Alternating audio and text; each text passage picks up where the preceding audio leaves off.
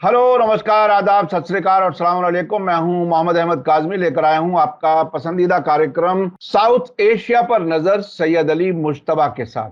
ये कार्यक्रम हर फ्राइडे को साउथ एशिया के मुल्कों पर नजर रखने के लिए क्या कुछ हो रहा है हमारे पड़ोस में और भारत पर इसका क्या असर होने वाला है, ये समझने की कोशिश करते हैं सैयद अली मुश्तबा साहब से, जो चेन्नई में रहते हैं। उनका वतन मानेगांव शेखपुरा बिहार है। इस वक्त वो अपने वतन में है। वो अपने वतन में रहते हुए भी अपनी जिम्मेदारियों के बावजूद हमारे लिए वक्त निकाल लेते हैं। हम उनके शुक्रगुजार हैं। सैयद अली मुश्तबा साहब की खास नजर है, किताबें भी उन्होंने कई लिखी हैं और साउथ एशिया के मुल्कों में बहुत से पत्रकारों से, बहुत से सोशल एक्टिविस्ट से आपका राब्ता रहता है। बहुत सी वो खबरें भी जो वहां के मीडिया में भी नहीं आती, वो सैयद अली मुश्तबा साहब हमारे इस प्रोग्राम में बताते हैं। वो गहराई आप लोगों को जरूर ये प्रोग्राम काफी पसंद आता है, इसीलिए आप इसको देखते हैं। और इस प्रोग्राम में और क्या कुछ हो सकता है, कमेंट्स में आप जरूर लिखें ताकि हम और इसमें कुछ बेहतरी प्लान कर सकें। आज जिन इश्यूज पर बात कर रहे हैं वो नई दिल्ली में G20 समिट यानी ग्रुप 20 देशों के राष्ट्राध्यक्ष आ रहे हैं और उनमें से रूस के प्रेसिडेंट व्लादिमीर पुतिन नहीं आ रहे। बाकी 19 मुल्कों के राष्ट्राध्यक्ष, ये हमारे देश के लिए बहरहाल एक बड़ा मौका है और मोदी जी तो उसको अपने विश्व गुरु होने का एक तरह से सिंबलिज्म भी इस्तेमाल कर रहे हैं। उस पर हम बात करेंगे। इसके साथ साथ भारत और चीन के साथ बीच में क्या कुछ हो रहा है। चीन ने अभी हाल ही में एक फिर से नक्शा रिलीज किया है जिसमें भारत के कई इलाकों को दावा किया है कि वो चीन का हिस्सा है। इस पर हम बात करेंगे। इसके अलावा नेपाल और भारत के बीच में एक नया इशू सामने आया है। वहां की जो ट्रकर एसोसिएशन है, जो ट्रकों से माल एक दूसरे मुल्कों में पहुंचाते हैं, जो मुल्क के अंदर ट्रक चलाते हैं, उन्होंने एक तरह से भारत के खिलाफ एक फैसला लिया है। उस पर हम बात करेंगे और ये बहुत ही अहम इश्यूज हैं भारत के लिए। इस पर बात करना, उसे गहराई से समझना बहुत ही जरूरी है। सैयद अली मुश्तबा साहब, वेलकम है आपका। मीडिया स्टार वर्ल्ड को आप वक्त दे देते हैं, उसके लिए बहुत बहुत शुक्रिया।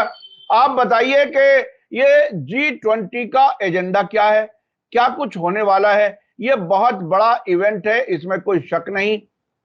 मोदी जी उसको अपने इलेक्शन के लिए इस्तेमाल कर रहे हैं। नहीं मालूम क्या उसका नतीजा होगा, आगे क्या किस तरह से पब्लिसिटी होगी। आप इस इवेंट को कैसे देख रहे हैं, इस इंटरनेशनल कॉन्फ्रेंस को कैसे देख रहे हैं? जी काजमी साहब, आज मैं आपके धन्यवाद से शुरू करूंगा अपना जो चर्चा है। और हम लोग आज नई दिल्ली में ही, मतलब पहला चर्चा का विषय हम लोग का नई दिल्ली का है। तो ये जो इवेंट हो रही है G20 की, इसके इवेंट को समझने के लिए पहले तो ये समझना पड़ेगा कि ये 9 और 10 सितंबर के का इवेंट है और दिल्ली जो है वो अब दुल्हन की तरह से सज रही है। पूरी जो है मतलब उसकी तैयारियां शुरू हो गई हैं। मॉल, स्कूल और सारी जो है वो एक तरह से अभी आया है कि लॉकडाउन हो जाएगा 9 और 10 को, जो है फ्राइडे और सैटरडे को दिल्ली के अंदर कोई आदमी जो है वो परिंदा भी पर नहीं मार सकता है।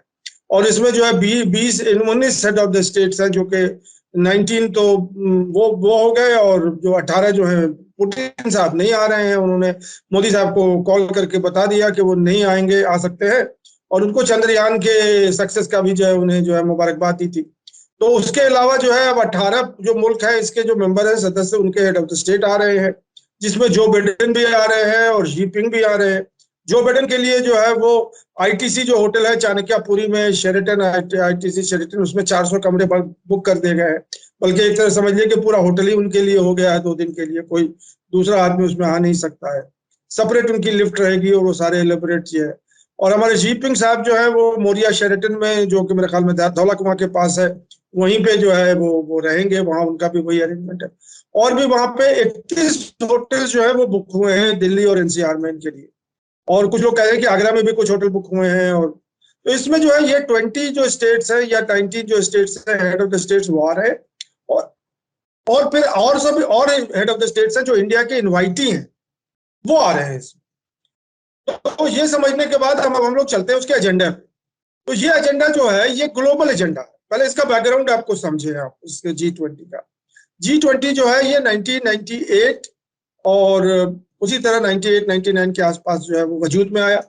और उसका बैकग्राउंड था ये ईस्ट एशिया में और साउथ ईस्ट एशिया में इकोनॉमिक क्राइसिस हो गया था 1990 में, जो कि बहुत बुरहान ले आया था। इकोनॉमिक स्लो डाउन हो गया था।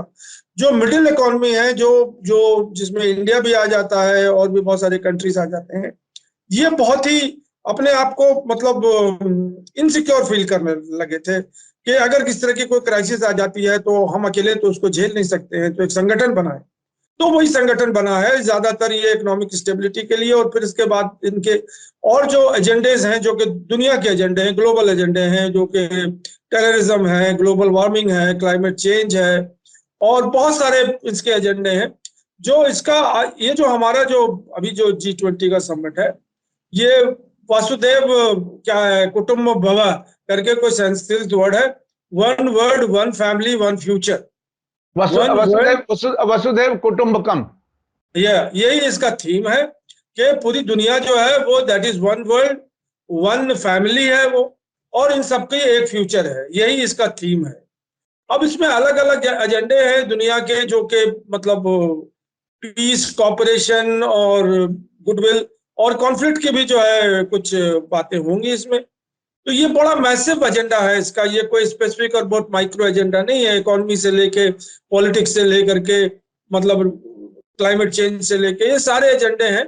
और इसके बाद जो है जब ये 10 की समिट खत्म होगी तो इनका एक ज्वाइंट स्टेटमेंट निकलेगा, और जिसपे ये होगा कि इन चीजों पे सहमति हो गई है और अब जो है ग्लोबल मतलब लेवल पे ये सब चीजों की बातचीत होगी। तो वो जो डिटेल्स है वो तो आएंगे जब समिट खत्म हो जाएगी, तभी आएगी। और जो उनके बैकग्राउंड की वैसे सैयद अली मुश्तबा साहब, मैंने एक बड़े जर्नलिस्ट से पिछले दिनों बात की थी, सईद नकवी साहब से।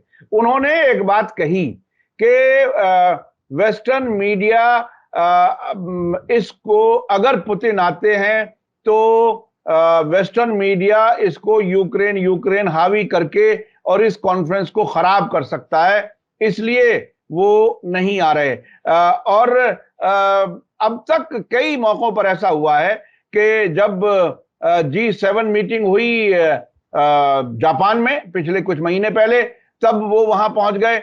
और जब इसकी अरब लीग की मीटिंग हुई सऊदी अरब में, तो वहां पहुंच गए। तो किसी ना किसी तरह से जो अमेरिका और उसके साथी दोस्त मुल्क हैं, वो यूक्रेन का मामला उठा करके, चाहे एजेंडे में हो या ना हो, उसको हावी करना चाहते हैं, रूस के खिलाफ माहौल करना चाहते हैं। आपको क्या लगता है कि ये जो पिछला जो G20 का, यही G20 का दिल्ली में समिट हुआ था, वो फॉरेन मिनिस्टर्स के लेवल पे हुआ था।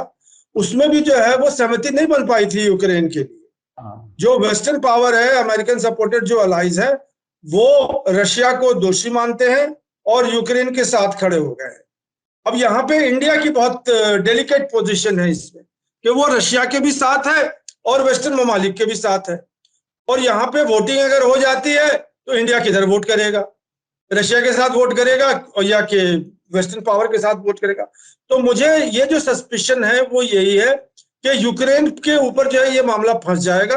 और जैसे हमारे पार्लियामेंट में हंगामा होता है, वैसे यहाँ भी हंगामा होगा। एक 18 मुल्क है जिसमें मुझे तो लगता है कि इंडिया जो है वो मालूम नहीं किस खेमे में जाएगी। लेकिन जो यूक्रेन का, रशिया का जो मामला है, तो इसीलिए पुतिन साहब भी नहीं आ रहे हैं, क्योंकि अगर वो वोटिंग होगी तो पुतिन साहब डिफीट हो जाएंगे, डिफीट खा जाएंगे वहां पे। क्योंकि उनके जो लोग हैं 18 या 19 में, उसमें से उनको शायद जो है 2-3-2-4 वोट मिल जाए तो मिल जाए, उससे ज्यादा तो मिलने के लिए। तो मेजोरिटी जो वोट है वो यही है कि वो ये कहेगी कि रशिया जो है अग्रेसर है यूक्रेन के ऊपर, और वहां पे जो है वो ह्यूमन राइट्स कर रहा है और उसने जो है वॉर कर दिया है, वो वॉर क्रिमिनल है, और पुतिन साहब जो उस क्रिमिनल के जो है मतलब होता है।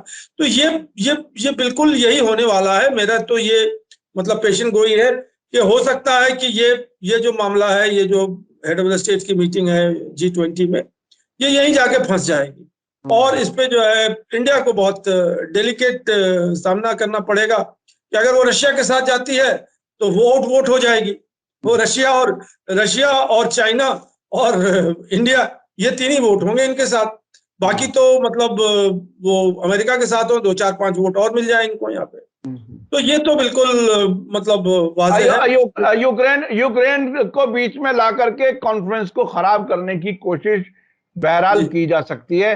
अच्छा, अब मैं चलता हूं, चीन ने जो नक्शा जारी किया है, और चीन ने नक्शा जारी ऐसे वक्त पे किया है जब ब्रिक्स के मौके पर मोदी जी की और शी जिनपिंग की कोई बाकायदा मुलाकात नहीं हो सकी। हालांकि भारत ने बातचीत की बात कही है, उनकी कोई बैठे हुए तस्वीर कोई नजर नहीं आ रही कि वो ब्रिक्स में कहीं बैठ के मुलाकात हुई हो।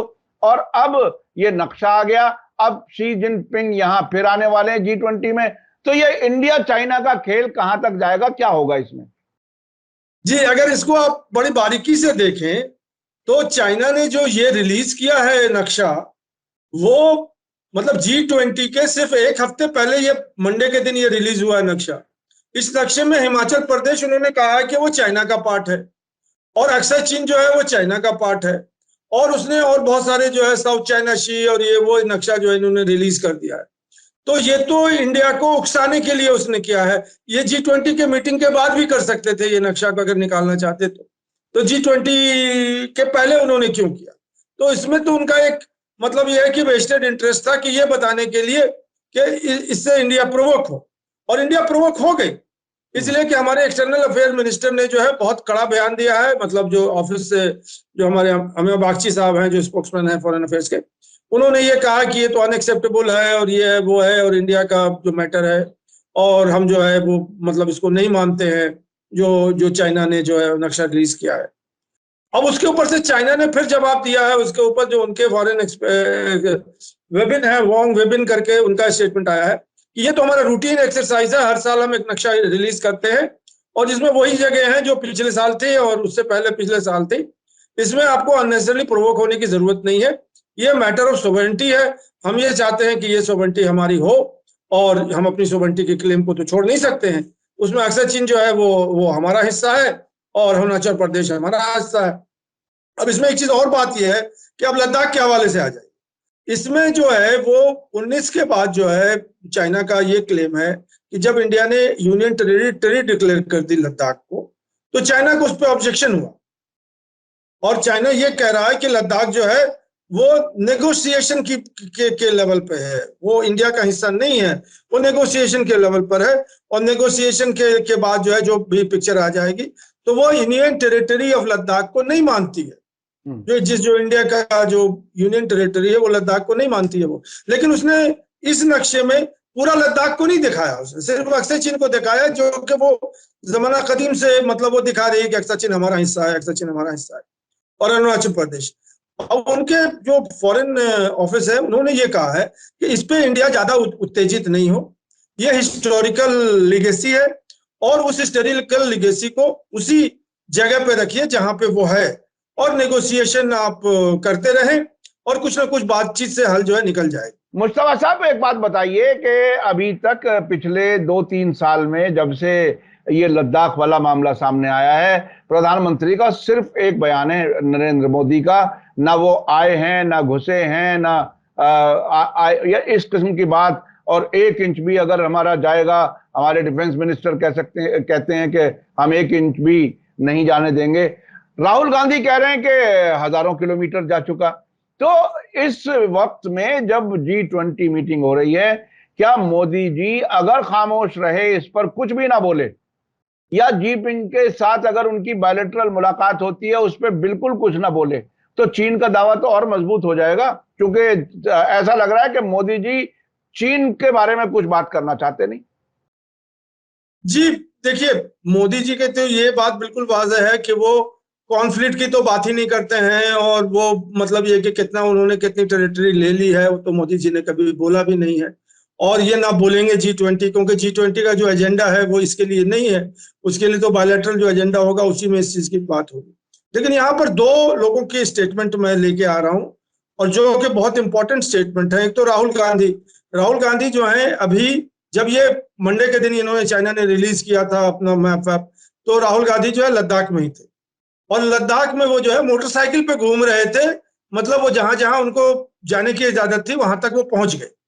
और उसके बाद जो है उनका स्टेटमेंट लद्दाख से आया था कि लद्दाख का बच्चा बच्चा ये कहता है कि चीन ने हमारी टेरिटरी को पे कब्जा कर लिया। ये लद्दाखियों का मतलब बयान है, हिंदुस्तानियों का नहीं है, जयशंकर साहब का नहीं है, मोदी साहब का नहीं है। लेकिन लद्दाख में जो लद्दाखी रहते हैं, जिनको हम भारतीय कहते हैं, वो ये कह रहे हैं। हर आदमी जो है, कोई ये नहीं कह रहा है कि कोई आया था, कोई नहीं गया था और कोई घुसा नहीं था। तो ये तो मतलब राहुल गांधी का बयान है। राहुल गांधी देश के एक जिम्मेदार नागरिक है और उनकी बात अगर वो कहते हैं तो देशवासियों को सुनना चाहिए। दूसरी बात जो है वो हमारे सुब्रमण्यम स्वामी है, जिनको सब लोग जानते हैं और वो चाइना के दी एक्सपर्ट है इंडिया के, और इसमें कोई शंका नहीं है। वो अपनी जो है वो पार्टी बदल लेते हैं और अपनी चीजें बदल लेती हैं, लेकिन उनकी स्कॉलरशिप जो चाइना की है, वो कुछ चाइनीज जबान जो है वो चाइनीज की तरह ही बोलते हैं। वो उनका कहना है कि 4600 किलोमीटर चाइना ने जो है भारत की जमीन पर कब्जा किया हुआ है। तो अब ये क्लेम जो उन्होंने कहा है, उन्होंने कहा कि जो देशपांग प्लेन है जो कि अक्सर चीन की तरफ जाता है, मतलब देशपांग प्लेन जो है उसके बाद अक्सर चीन होता है, जो कि बॉर्डर लाइन है, मतलब वहां से जिंगजोंग प्रोविंस से और तिब्बत को जोड़ता है, उनका रोड है जिसको अक्सर चीन कहते हैं। और उसके बाद से काराकोरम पास शुरू हो जाता है, मतलब जो पहाड़ियां शुरू हो जाती हैं काराकोरम की। तो वो तो चाइना यूज कर रहा है, अब तो उस पर ब्रिज बना दिया उसने और टनल रोड बना रहा है और मतलब फास्ट ट्रेन, बुलेट ट्रेन चला रहा है। तो वो तो चाइना कहता है कि अक्सर चीन की तो बात छोड़ दीजिए, वो तो हमारी टेरिटरी है। इंडिया फिर भी उसको कहती है कि हमारी टेरिटरी है। लेकिन अगर अक्सर चीन में हमारी फौज अगर जाएगी भी, तो चाइनीज फौज जो है वो देशपांग प्लेन को जो है वो कब्जा किए हुए है। वो प्लेन एरिया, वहां पे लड़ाइयां होंगी अगर आपको अक्सर चीन पहुंच रहा है, तो वो टेरिटरी तो चाइना ने कब्जा किया हुआ है। दूसरी बात उन्होंने कहा कि पूरा गलवान जो था उसको हमारे कब्जे में था 2020 से पहले। हमारा पेट्रोल वहां पे होता था, इंडियन पेट्रोल होता था, वो सारा उन्होंने कब्जा किया हुआ है। वहां कोई अब भारतीय फौज नहीं जा सकती। और पैंगोंग तोसो पे भी जो है वो कॉन्फ्लिक्ट है। और उसके बाद जो है ये जो चीजें हैं, ये इनके ऊपर तो कोई बात ही नहीं हो रही है। जो बात हमारे जयशंकर साहब कह रहे हैं और अभी जो है कटारा साहब ने भी जो स्टेटमेंट दिया है ब्रिक्स के जोहान्सबर्ग में, वो हो रही है डी-एस्केलेशन और डिसएंगेजमेंट की बात हो रही है। उन्होंने कहा डी-एस्केलेशन और डिसएंगेजमेंट, ये दोनों अंग्रेजी के शब्द हैं और इसको हिंदी में अगर तो तर्जुमा करें आप, तो इसका ये होता है डी-एस्केलेशन का कि जहां पे मतलब आई बॉल कॉन्फ्रंट्रेशन चल रहा है, वहां से आप जो है मतलब जो जंगी मतलब माहौल है उसको आप थोड़ा सा ये कर लें, मतलब पीछे कर लें। और डिसएंगेजमेंट का मतलब है कि आप जो है वहां से जो कन्फ्रंट्रेशन का है उसको आप और पीछे हो जाए। अब बात यह हो रही है यहाँ पे कि चाइना तो भारत के टेरिटरी में बैठा हुआ है। इंडिया किस लाइन ऑफ कंट्रोल की बात कर रहा है, ये मैं पूछना चाह रहा हूं हमारे अपने भारतीय स्टेट में, कि क्या वो 1962 के जो कंट्रोल लाइन है उसकी बात कर रहा है, या फिर 1996 के कंट्रोल लाइन की बात कर रहा है, जो भारत राजीव गांधी के टाइम से शुरू हुआ था। 96 में जो है उसके ऊपर एक एग्रीमेंट हो गया था कि ये जो है वर्किंग मतलब लाइन है। चाइना तो 96 के भी जो कंट्रोल लाइन है जिसपे इंडिया ने सहमति दी थी कि ये कंट्रोल लाइन है हमारा LAC, उससे भी आगे आ गया। अभी 26 पेट्रोल जहां पे इंडियन फौज जाके पेट्रोलिंग करती थी, चाइना ने उसको बंद कर दिया, वहां इंडियन फौज नहीं जा सकती है। तो हम पहले उसके बाद पेट्रोलिंग कर रहे थे, आज हम पेट्रोलिंग नहीं कर रहे हैं उसके ऊपर। तो अच्छा मुस्तफा साहब, मुझे याद है जब लद्दाख का ये सिलसिला शुरू हुआ, चाइना का कब्जा, तो एक बार सरकार ने ऐसा बयान दिया था कहीं दबते दबाते अल्फाज में कि चूंकि बॉर्डर तय नहीं हुआ है, इसलिए ये कहना मुश्किल है कि कितने किलोमीटर वो हमारे यहां आ गए। यानी अगर तय ना हो, लाइन ऑफ एक्चुअल कंट्रोल का मीनिंग तो यही है कि हमारी फौज जहां तक है, जहां तक एक्सेस है, लाइन ऑफ एक्चुअल कंट्रोल वही है। अब लाइन ऑफ एक्चुअल कंट्रोल ही अगर हमारे अंदर की तरफ आ जाए, जो हम हमारे कब्जे में यानी हमारे अपने इलाकों में अंदर होती चली जाए और वो लोग आगे बढ़ते चले जाएं, फिर भी सरकार को यह कहने की गुंजाइश तो है कि हमारे मुल्क में नहीं आए, चूंकि वो तय नहीं है, डिस्प्यूटेड है। जी देखिए, यहाँ पे जो आप कह रहे हैं वो तो लफ्जों का खेल है और सरकार जो उसी लफ्जों के खेल में फंसाना चाहती है भारतीय जनता को कि वो तो डिस्प्यूट नहीं, तो कल पूरा लद्दाख ले लेंगे, फिर भी वही बात हो जाएगी। तो यहाँ पे फिर तो कश्मीर बॉर्डर हो जाएगा उनका। अगर पूरा लद्दाख जो है तो अगर चाइना के हाथ में चला जाएगा, सरकार वही बोलेगी तो डिस्प्यूट है, जब सॉल्व होगा तो सॉल्व होगा। तो इस तो बातों के लफ्जों में जो है फंसाने की चीज है। लेकिन यहाँ पे जो मैं ये बात कह रहा था कि जो प्रधानमंत्री हैं या एक्सटर्नल अफेयर मिनिस्ट्री हैं या मिस्टर मिनिस्टर हैं, ये डिसएस्केलेशन और डिसएंगेजमेंट की बात कर रहे हैं, इसको ये एलोबरेट नहीं करना चाह रहे। बट डीएस्केलेशन तो वहां होता है जबकि बॉर्डर लाइन सेट हो जाता है कि ये एलओसी है। वो कहे अच्छा ठीक है भाई डिसएस्केलेशन कर लेते हैं, डिसएंगेजमेंट कर लेते हैं, फिर भी वो भारत की टेरिटरी में बैठे रहेंगे। जो 26 है ये लफ्जों का खेल है। और देखिए, देश के लोगों को ये समझना बहुत जरूरी है कि इस सारे टकराव के बावजूद चीन से हमारा ट्रेड बहुत बढ़ा है, और उस ट्रेड के बढ़ने में अडानी, अंबानी, इनका कारोबार सबसे अहम है, सबसे ज्यादा तेजी से बढ़ा है। कुछ लोगों का तो यह भी कहना है कि शायद मोदी जी इसीलिए नहीं बोल रहे कि दोस्तों का कारोबार चल रहा है, उसे चलने दो। लेकिन बहरहाल हम इसको सबूत के तौर पर नहीं कह सकते।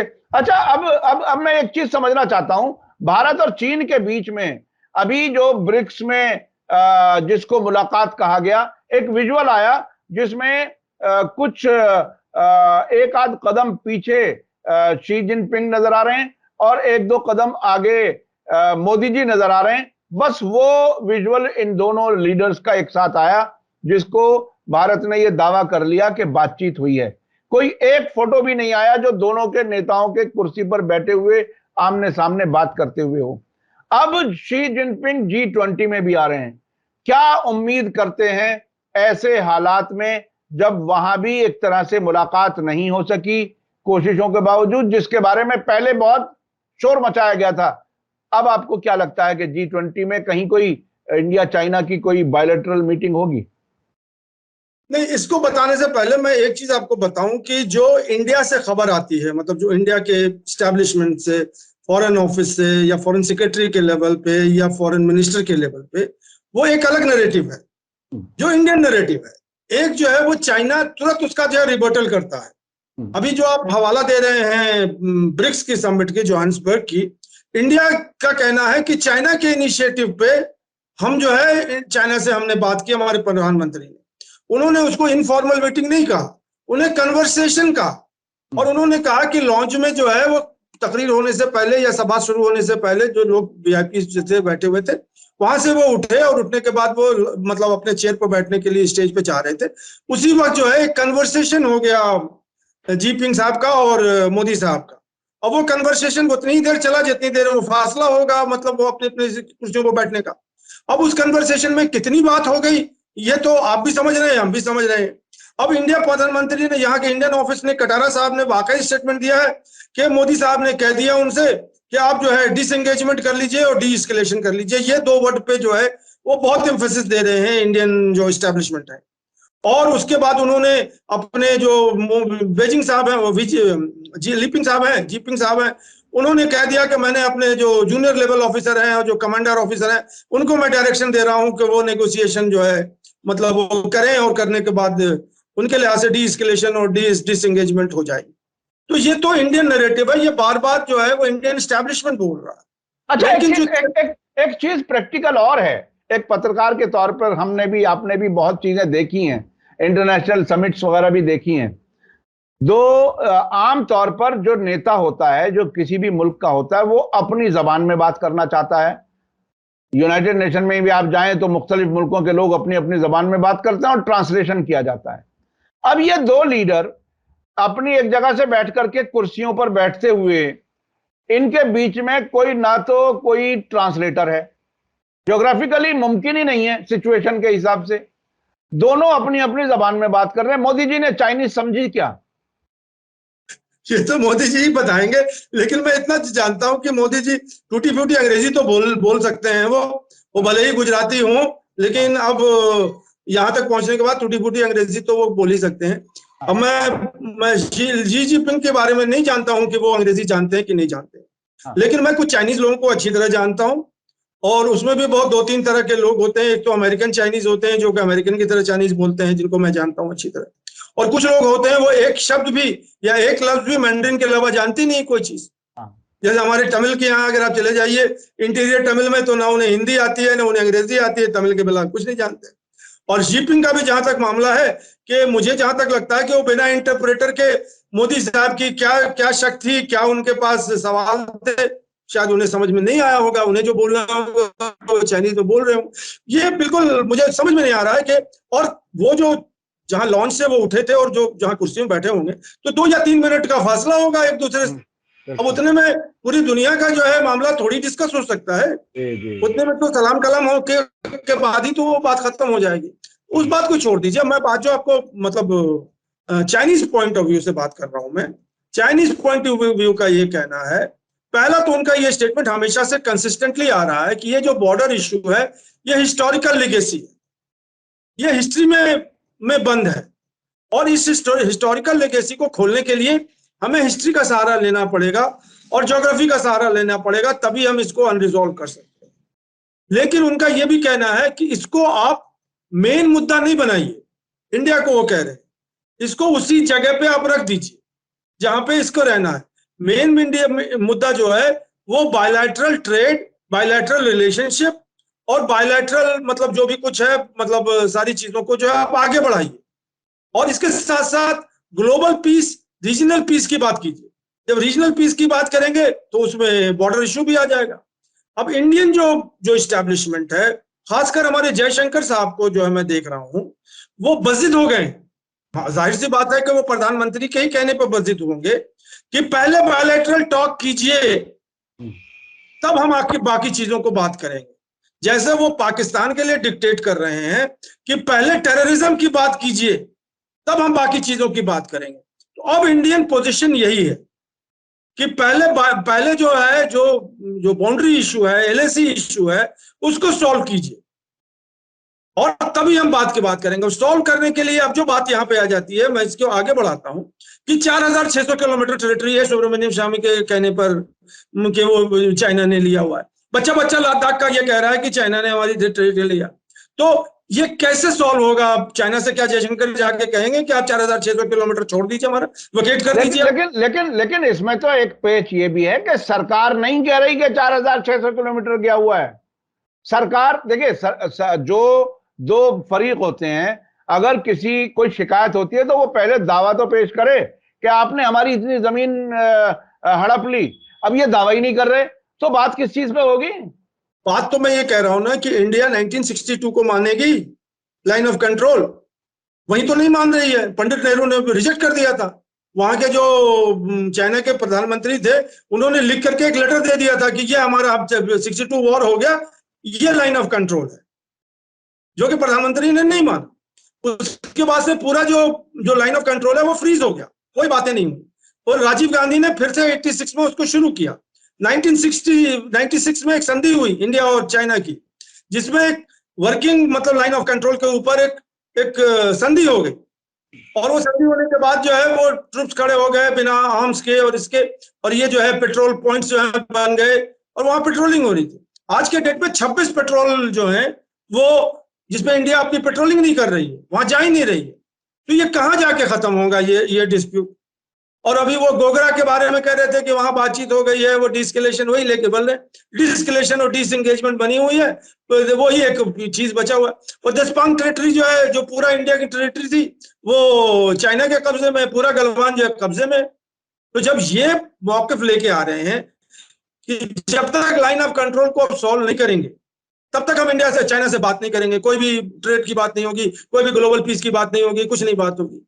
ये कहां जाके लॉकजाम फंस रहा है, ये मुझे नहीं समझ में आ रहा। लेकिन ये बातचीत हो या ना हो, कारोबार तो बड़े पैमाने पर हो ही रहा है। ये डिप्लोमेसी के अल्फाज हो सकते हैं, लेकिन ग्राउंड पर तो कारोबार बहुत बड़े लेवल पर हो रहा है। अच्छा, हमारे पास अब वक्त जरा कम है, अब हम जानना चाहते हैं नेपाल में क्या है, भारत के खिलाफ ऐसा रुख क्यों इख्तियार किया जा रहा है कि वहां की ट्रकर्स एसोसिएशन ने एक बड़ा कोई फैसला किया है या मांग की है, क्या कुछ है वो? क्योंकि अब से पहले मधेसी वाले मामले पर भारत और नेपाल के बीच में कुछ टकराव रहा है।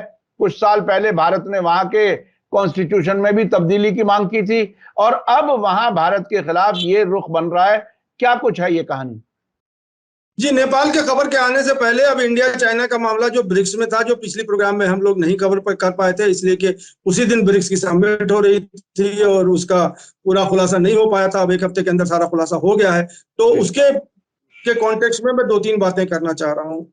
एक तो प्रधानमंत्री के जो 1600 करोड़ और 4000 कितने करोड़ की जहाज पे वो उतरे थे वहां पे, पूरी अपनी बारात लेकर के इंडिया से ब्रिक्स में, जोहान्सबर्ग में।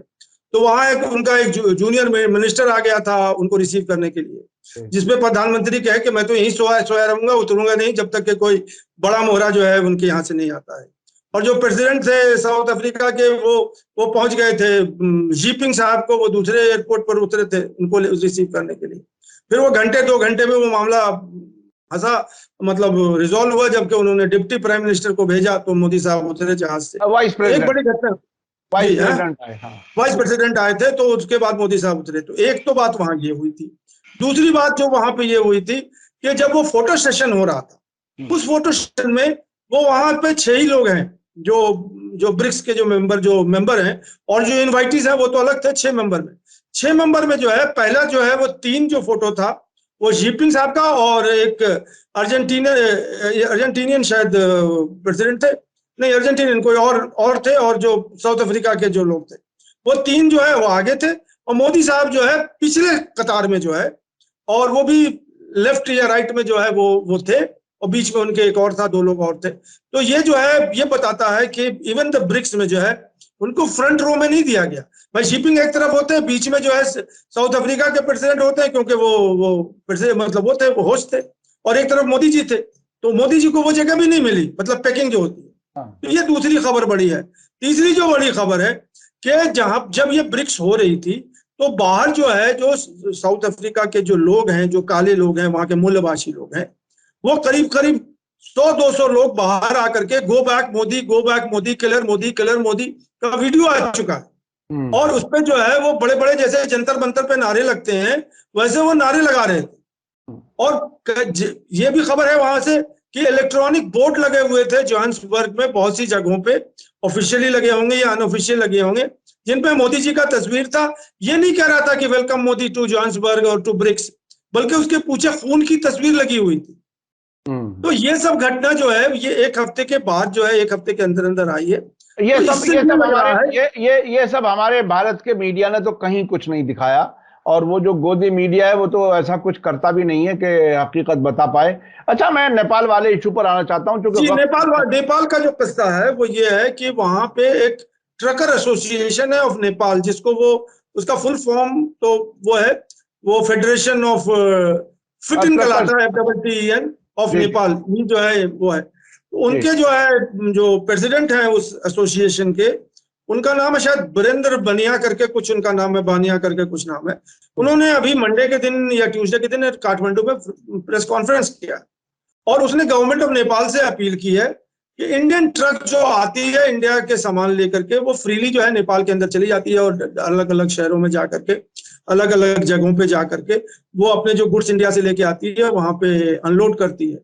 तो उसको वो रोकने के लिए उन्होंने अपील की है कि अब जो इंडियन ट्रक्स जो आएंगे, वो जो बॉर्डर इश्यू पे रुक जाएंगे, और वहां से ये सामान जो है नेपाली ट्रक जो है वो लेकर के अपने कंट्री के अंदर, मतलब वो ले जाएगा अपने, यानी वो बॉर्डर सीमा से अंदर ना जाए, नेपाल के अंदर ना जाए। हाँ। जी, और उनका यह कहना है कि ये इंडियन ट्रक ने आकर के हमारा पूरा बिजनेस खराब कर दिया है, और जो कि हमारा मतलब बिजनेस होना चाहिए, जो नेपालियों का बिजनेस होना चाहिए, वो इंडियन के हाथ में चला गया है, तो इससे हमारा बिजनेस बढ़ेगा। तो इस बात पे जो है वो एक बड़ा मतलब खुलासा हुआ है। अब उसको इंडियन गवर्नमेंट और नेपाल गवर्नमेंट कैसे टैकल करती है वो तो बात की बात है, लेकिन यह है कि एक आक्रोश तो समझ में आ रहा है ट्रकरों का, जो कि ये कहना चाहता है। उसके साथ साथ उन्होंने 2-3 बातें और कही है कि जो नेपाली ट्रक जो इंडिया में आते हैं, उनके ऊपर जो है बहुत इंडियन लॉज और इंडियन रेगुलेशन, उनको बहुत हरास किया जाता है, ये किया जाता है। तो और जबकि नेपाल में जो है वो वेलकम है, जहां भी चाहें वो ट्रक लेके चले जाते हैं। तो इसके ऊपर भी उन्होंने बात की थी कि एक लेवल प्लेइंग फील्ड होती है, कि जो फैसिलिटी हम दे रहे हैं उनको वो फैसिलिटी वो दें हमें, इसकी बात की थी। फिर उन्होंने बात की थी कि ये जो शहर है, बड़े बड़े शहर, ये सब पहाड़ी इलाकों पे हैं, तो यहाँ पे जो है हमें कुछ पार्किंग फैसिलिटी उनकी होनी चाहिए, ताकि वो ट्रकर वहां जाकर के पार्क करें और उसके बाद अपने गुड्स अनलोड करें, जो कि अभी अवेलेबल नहीं है। और उसके बाद जो है मान लीजिए कहीं एक्सीडेंट हो जाता है, कहीं हो जाता है, तो उनको जो है इंश्योरेंस और उनके रेस्क्यू और इस सब की बात करें। लेकिन ये जो बड़ी खबर इसमें यह है कि नेपाल के ट्रकर जो हैं वो अब स्टॉप करना चाहते हैं इंडियन ट्रकर को नेपाल के अंदर जाने के लिए, क्योंकि उनका तो पोरस बॉर्डर है और कोई भी आदमी कहीं जा सकता है, कोई वीजा नहीं लगता है, कोई ये नहीं लगता है। तो इसको वो ये कहना चाह रहे थे कि अब ये फिर से ये रेगुलेट होगा। अब ये खबर कहाँ तक पहुंचेगी ये नहीं मालूम है, लेकिन खबर शुरू हो चुकी है। आपको याद दिला दूं कि नेपाल वही मुल्क है जहां से अभी पिछले दिनों जो पाकिस्तान से एक इश्क करके एक लेडी औरत आई थी, पाकिस्तान से दुबई, दुबई से नेपाल, नेपाल से बगैर वीजा के चूंकि आ जाती, तो ये भारत और नेपाल के बीच में बगैर पासपोर्ट और वीजा के सफर किया जा सकता है। इसके बहुत से फायदे हैं और कुछ नुकसान भी हैं। बहरहाल ये भारत और नेपाल के बीच में कहीं ना कहीं कुछ ऐसे कुछ इश्यूज हैं जिनको आपस में तय किया जाना जरूरी है। भारत से भी नेपाल को कुछ शिकायतें रही हैं जो हिस्टोरिकल हैं। बहुत बहुत शुक्रिया जनाब सैयद अली मुश्तबा साहब, आप हमें वक्त दे देते हैं। और मैं अपने दर्शकों से कहूं कि इन सभी खबरों की डिटेल्स इस हद तक बताना, बहुत ही बारीकी से हर पहलू को खुलकर के सामने लाना, ये एक बड़ा अहम काम है। और ये पूरे हफ्ते हमारे लिए तैयारी करते हैं इस प्रोग्राम के लिए और आप लोगों तक ये इंफॉर्मेशन पहुंचाने में मदद करते हैं। बहुत बहुत शुक्रिया सैयद अली मुश्तबा साहब। इसी के साथ मुझे दीजिए इजाजत। धन्यवाद, शुक्रिया। जय भारत, जय हिंद। मीडिया स्टार वर्ल्ड के और वीडियो देखने के लिए हमारे चैनल को सब्सक्राइब करें और सीधे नोटिफिकेशन पाने के लिए बेल आइकन दबाएं। और अगर हमारी खबर सच्ची और अच्छी लगे तो अपने व्हाट्सएप, इंस्टाग्राम, फेसबुक और ट्विटर अकाउंट पर जरूर शेयर करें।